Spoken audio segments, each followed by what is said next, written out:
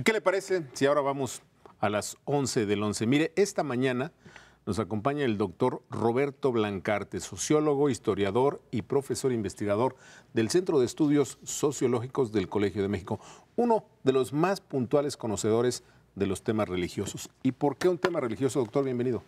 Gracias. ¿Cómo van a participar las iglesias en 2018 o cómo están participando?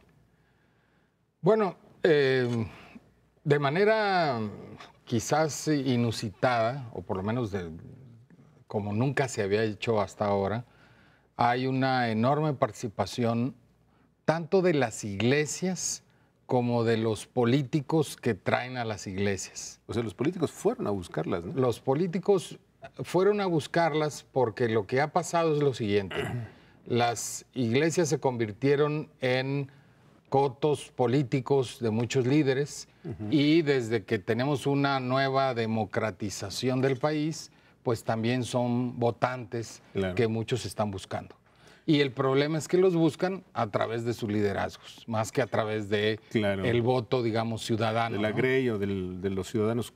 Así es, o sea, no los buscan como ciudadanos comunes que pueden tener creencias, sino los buscan como una especie de coto de casa de distintos líderes religiosos, cosa que no necesariamente son, ¿no? ¿Con quién está cada cual?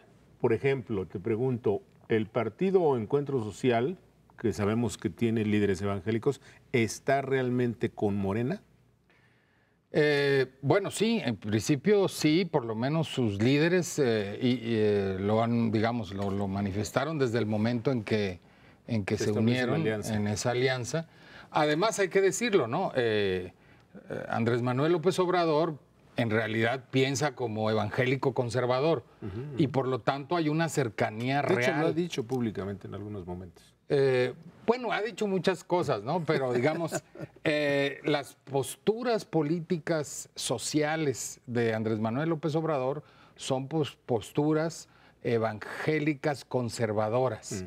O sea, no son las más avanzadas del país, no son ni mucho menos liberales.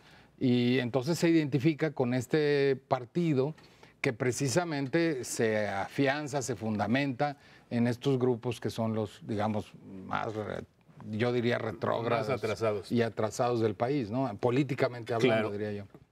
¿Con quién están, si se puede identificar, los principales líderes católicos? ¿Están con el PAN? ¿Están con Margarita? ¿Con quién están? ¿O con el PG, a lo mejor, con Andrés? Yo creo que, como suele suceder, los líderes católicos tienen distintas afiliaciones, digamos, o distintas afinidades.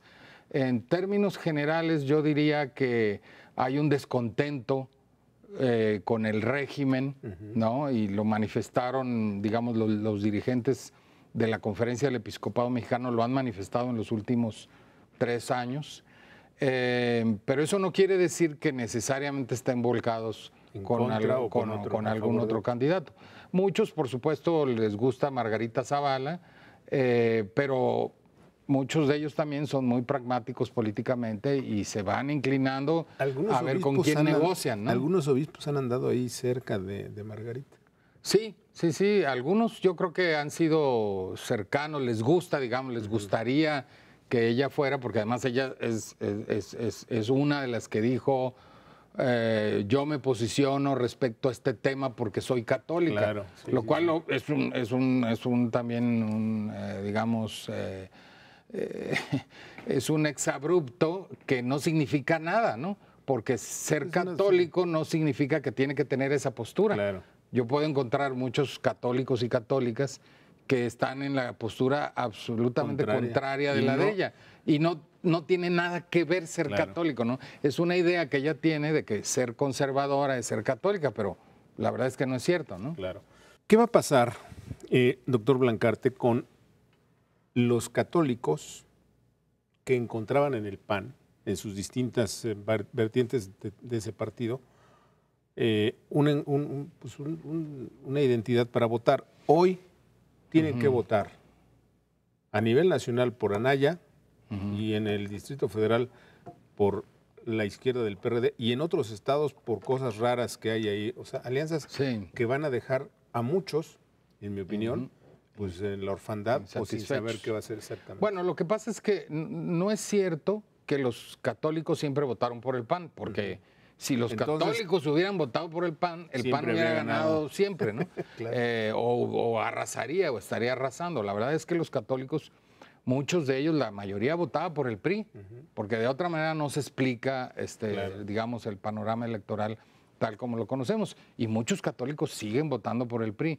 Luego hay un sector que vota por PAN, hay un sector de católicos que vota por PRD y hay un sector de católicos que vota por otras posturas.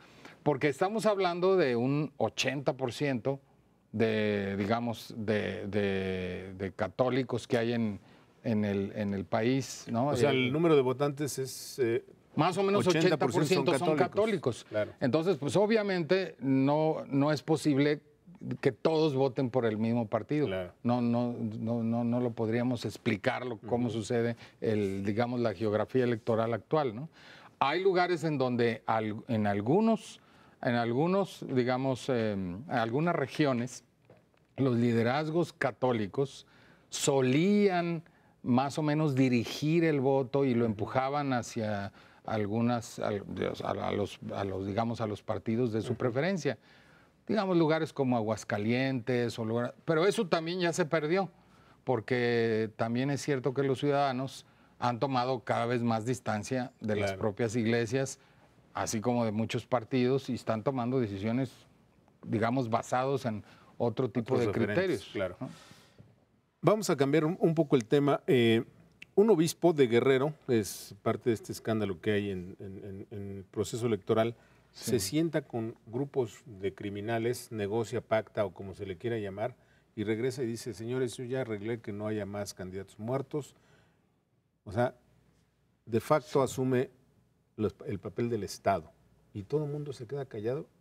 Hay por ahí algunos comentarios, pero pues como si no pasara nada. Como si no pasara nada, ¿no? Sí, y la Secretaría de Gobernación dijo, sí, hay que respetar la ley. Pues, ¿y eso qué? Pero no dijo qué vamos a hacer con esto, ¿no? Claro. Obviamente es muy grave. Yo creo que es muy grave por varias razones. Primero, tenemos un líder religioso que está pactando, o por lo menos, digamos, en complicidad de alguna manera, con líderes del crimen organizado. La ley del crimen organizado está pactando, está en complicidad. Así es, ¿no? Entonces, luego tenemos a líderes políticos, como Andrés Manuel, que dice que está bien, que está bien. Entonces, y claro, al mismo tiempo diciendo, bueno, sí, está bien porque esto hay que cambiar la manera de tratar el tema y lo vamos a tratar mediante el diálogo, la reconciliación y el amor.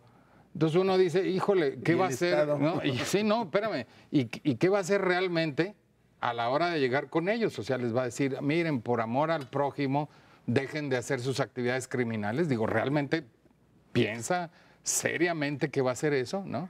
Entonces, bueno, y tenemos un Estado que no interviene porque no está teniendo la capacidad de tener, digamos, el monopolio legítimo, ¿no? de la violencia, de la fuerza, ¿no? Entonces, pues es muy grave. Y es muy grave que a los líderes religiosos se les presente como si ellos pudieran hacer algo que el resto de los ciudadanos no podemos. Pueden, porque si tú y yo vamos a hablar con miembros del crimen organizado y alguien nos toma una foto o un video, pues nos va a citar la CIEDO o la Procuraduría, pasó, ¿no? Con Kate del Castillo, ¿no? O sea, así es. O sea, bueno, un mínimo, pues, oye, ¿qué fuiste a decir o qué fuiste a hacer? ¿Y tú qué andas haciendo ahí? ¿Dónde y además, está? ¿y por qué no los delataste? Claro. O sea, ¿no? En cambio, líder religioso, sí está bien, porque además le prometieron, imagínate, estos que ahora podemos llamar narcodemócratas, claro, que no van a matar más políticos siempre y cuando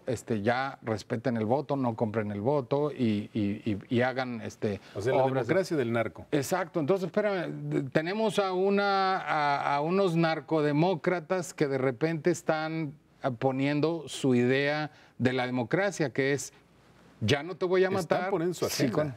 Y están poniendo su agenda, obviamente. Claro. Entonces, bueno, ¿qué debe hacer es gravísimo? ¿Qué debe hacer el Estado, por último, porque se nos termina el tiempo? Bueno, mira, yo creo que el Estado tendría que, en primer lugar, llamar a cuentas al líder religioso y decirle, oye, tú no puedes estar haciendo eso, Claro. ¿no? O sea, tu deber no es ir a ver cómo concilias esto y sobre todo pactando cosas que no debes pactar y transmitiéndonos además al resto de la sociedad Que y ya transmitiendo acordaste. que ya acordaste que esto va a ser así, ¿no? Y obviamente lo que tendría es poner un poco de orden allí, ¿no? No digo que entrando, Claro. masacrando gente, pero sí por lo menos mandar, digo, el ejército ahí a Muy que bien. controle los servicios mínimos, si es que los tiene, ¿no? De luz y agua que fueron Claro. los que habían cortado, ¿no? Muy bien, doctor, se nos terminó el tiempo. Muy Te bien. agradezco mucho. Al contrario.